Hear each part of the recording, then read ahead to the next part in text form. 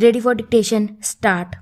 Ladies and gentlemen, it is my pleasure to be here among you for the inaugural function of the Diamond Jubilee celebrations of the India International Centre.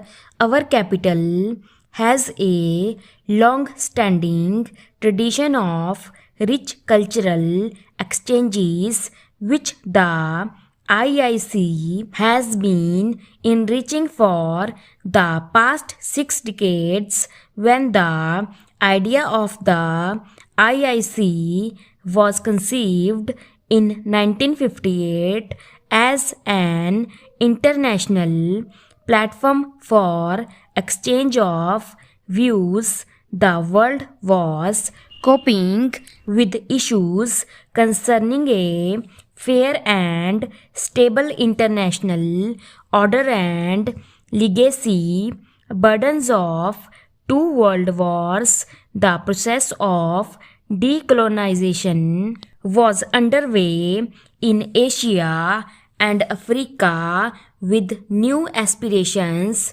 influencing the emerging international order.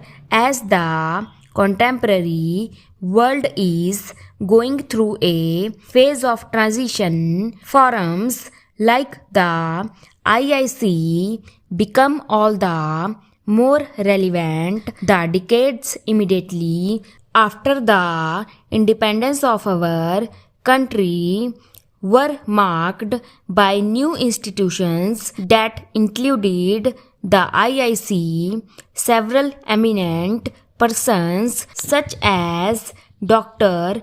S. Radhakrishnan, Pandit Jawaharlal Nehru, and others helped actualize that vision. Crown Prince Akihito of Japan laid the cornerstone for the building in November 1960, underlining the institution's international character. It is also a happy coincidence that the center's Diamond Jubilee and completion of 70 years of India-Japan diplomatic relations are happening this year. The IIC's international character also found a beautiful expression in the design of its building.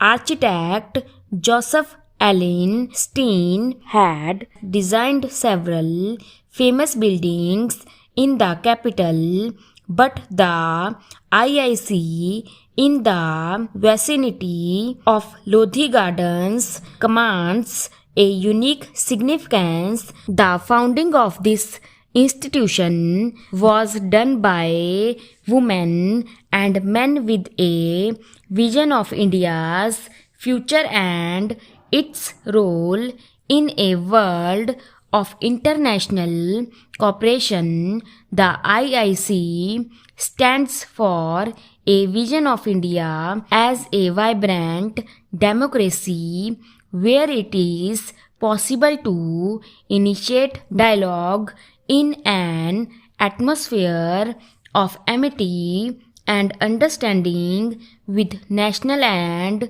international participation. The founders of this institution had the foresight to see what could unfold in the years to come and how the IIC could be a part of developments in a new nation and also contribute to debates globally. Such debates have kept pace with time since its beginning in the early 1960s. Programs at the center have reflected global and national concerns and continue to create awareness and influence public opinion on relevant issues because its close contacts with prominent academic and cultural institutions. The list of speakers who have addressed audiences at the IIC is diverse and includes thinkers, activists, statesmen, and opinion makers from Pearl S. Buck to Ivan Illich in earlier times. The list also has in recent times grown to include eminent personalities such as His Holiness the Dalai Lama, Henry Kissinger, etc. Eminent names from the world of literature like Mahashweta Devi and Amitav Ghosh also figure among many prominent speakers who addressed the audience here. Looking at these names, it is evident that the IIC has truly developed into a forum where divergent views are not only accommodated but also encouraged to enrich dialogue and discourse.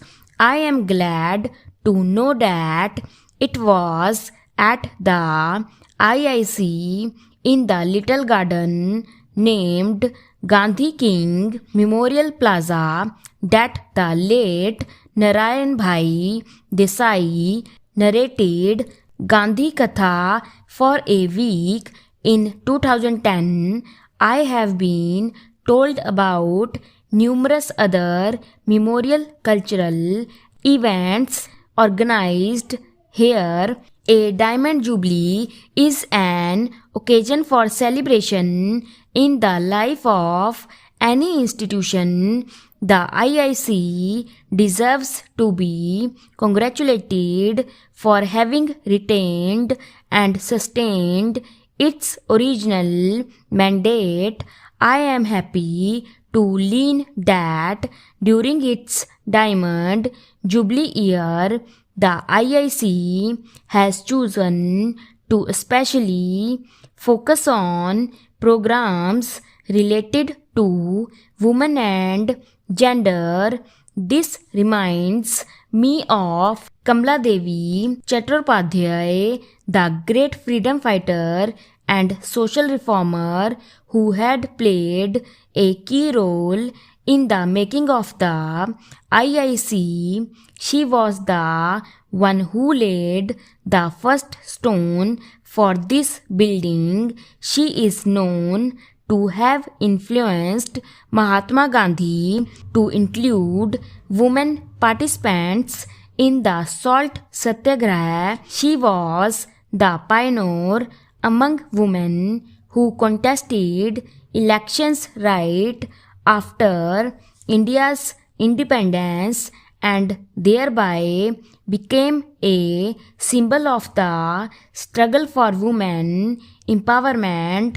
As we celebrate the 75th anniversary of our independence with Azadi Ka Amrit Mahotsav, let us also highlight the significant achievements of women and the several legal and social initiatives that seek to bring about change.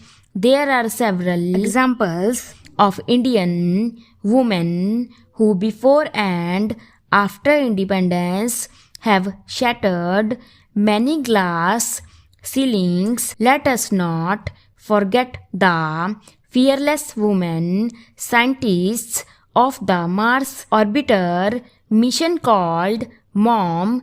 Women were among the leading corona warriors who demonstrated extraordinary resilience and provided healing touch to save fellow citizens, often risking their own lives. Women's participation in the unorganized sector of our economy is very high, the formal economy needs to do much more to empower women workforce.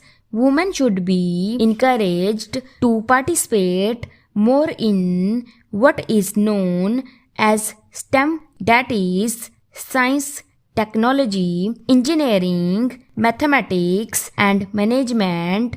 National and global economies stand to benefit from their talent and their creative ways of responding to challenges.